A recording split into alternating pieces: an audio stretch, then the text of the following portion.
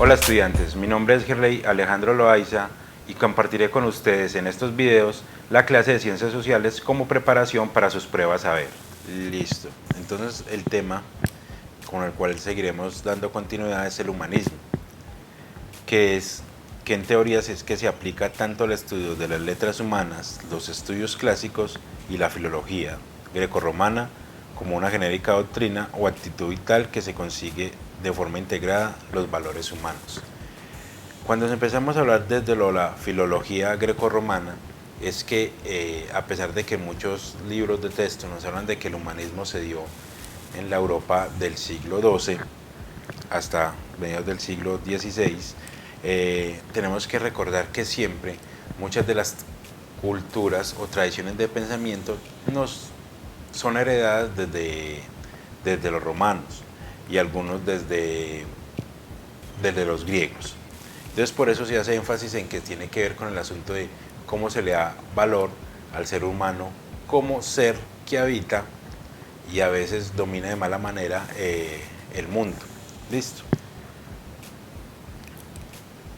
Cuando también empezamos a hablar del humanismo, debemos tener en cuenta que es el sistema de creencias centrados en el principio de que la necesidad de la sensibilidad y de la inteligencia humana pueden satisfacerse sin tener que aceptar la existencia de un Dios y la predicación de las religiones. En esto sí se enmarcó el humanismo en mediados del siglo XII en Europa. ¿Por qué?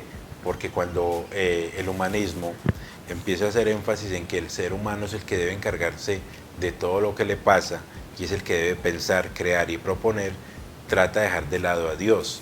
Cuando trata de dejar de lado a Dios, aparecen a llamarlos algunos de estos pensadores libres, los empiezan a condenar como herejes y se empiezan a dar unas persecuciones frente a aquellas personas que no seguían la doctrina que predicaban desde el catolicismo de ese entonces y que eran quemados en hogueras.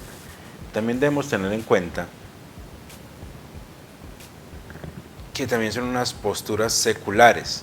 Cuando hablamos de posturas seculares es que debemos tener en cuenta muchos aspectos en mucha relevancia que la interpretación que se le da a ciertos textos sería tratar de cometer el mismo error que cometían los cristianos más ortodoxos en la interpretación de la Biblia. ¿Por qué? Porque entonces si dejamos de lado, tratamos de desmitificar lo que representaba a Dios, es tratar de empezar a darle valor a la ciencia como tal y no solo empoderar la ciencia por empoderarla o seguir ideas por seguir. Muchas de estas corrientes de pensamiento humanista se empiezan a radicar en la forma en que se empiezan a escribir ciertos libros.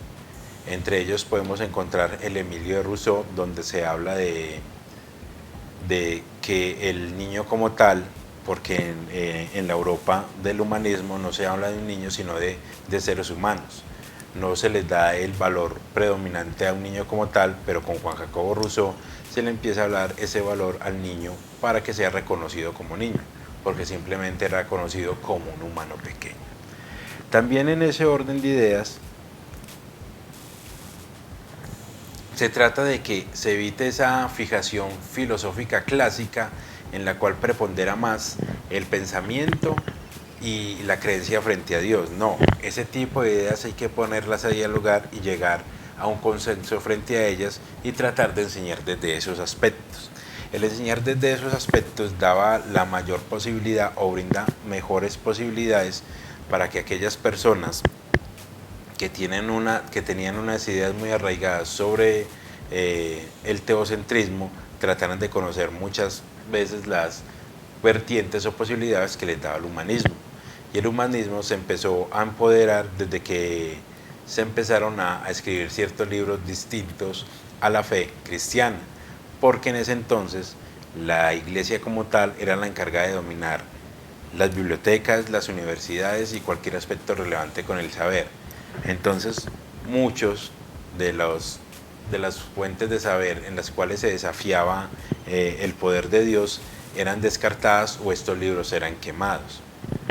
Una forma bonita de mirar el asunto del teocentrismo y el etnocentrismo nos lo presenta Humberto Eco en su libro El nombre de la rosa. Si tienen la posibilidad de vérsela, de leerlo, léanlo. Si no, también la película está rodando por ahí. Es una forma muy bonita y agradable, a pesar de que a veces un tanto cruda, de cómo nos muestra el humanismo y cómo se centraban en el teocentrismo, valga la redundancia. También se mira que el término humanista fue acuñado en el año de 1808 por el teólogo alemán Friedrich Nismanet para referirse a este tipo de enseñanzas. Cuando se habla de este tipo de enseñanzas, cuando él hace referencia al tipo de enseñanzas es en lo que hace marcado toda esta clase, en cómo se desmitificaba o se le quitaba poder a la creencia que se tenía sobre Dios.